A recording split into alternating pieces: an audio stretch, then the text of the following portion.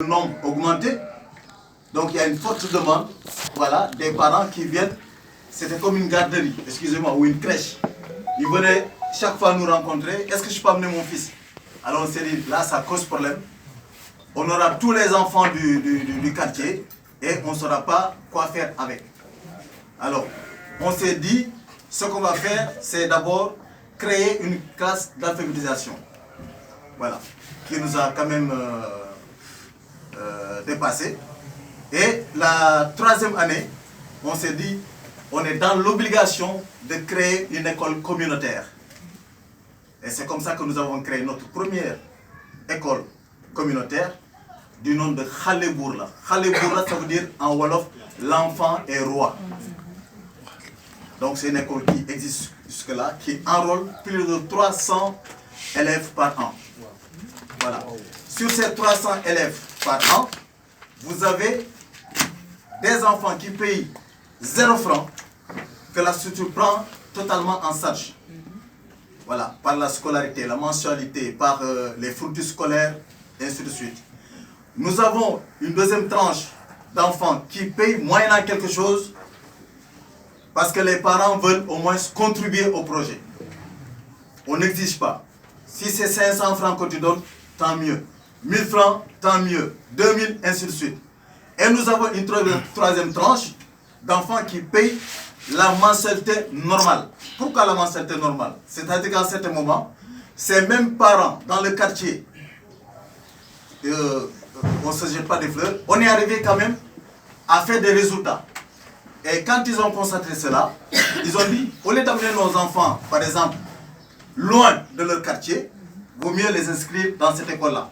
Et toujours dans l'optique de soutenir le projet. Voilà. Et c'est comme ça, effectivement, que dans cette école, vous avez ces trois catégories. Voilà. Et les frais normaux, c'est combien, s'il vous plaît?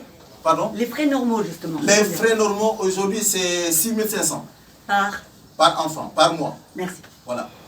Et donc, ça, c'est le programme prévention. Nous sommes dit, il faut prendre les enfants en charge avant qu'ils atterrissent dans d'autres problématiques. Parce que nous avons compris dans l'enquête que nous avons menée avant de commencer nos programmes, que dans beaucoup de familles, il y avait des jeunes qui disparaissaient, que ce soit les jeunes garçons, que ce soit les jeunes filles. C'était quoi leur occupation quotidienne? On ne savait pas. On a continué à chercher. Et on a découvert beaucoup de choses. Que beaucoup de jeunes, voilà, le matin, ils partaient de chez eux, malgré eux. Quand je dis malgré eux, c'est parce que, voilà, ils disaient qu'ils étaient un poids lourd pour la famille. Et donc, ils préféraient, eux, partir, se débrouiller pendant la journée et le soir, même peut-être revenir se coucher. Donc, qu'est-ce qu'ils faisaient de leur journée? Beaucoup d'entre eux, c'était des laveurs de voitures. Beaucoup d'entre eux, ils avaient des charrettes pour aller chercher les poubelles dans les maisons et les déverser quelque part. Et c'est comme ça que petit à petit, ils formaient des groupes, ce que nous on appelle des points de chute. Voilà, les points de chute, c'est des points de ralliement où ils se retrouvaient. Et là-bas, il se passait du n'importe quoi. D'abord, c'est la consommation de la drogue. Chez nous, il y a une drogue qu'on appelle la drogue des pauvres, c'est le diluant. Le diluant, c'est cette liquide transparente qu'on prend pour diluer la peinture. Et donc, ils mettent ça sur un chiffon, bien mouillé, et ils sniffent, ils tirent. Voilà. Donc ça, c'était les premières pratiques.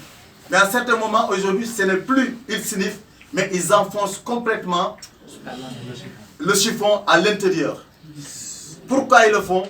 Parce que tout bonnement, c'est pour vraiment se maintenir de la faim et d'autres choses.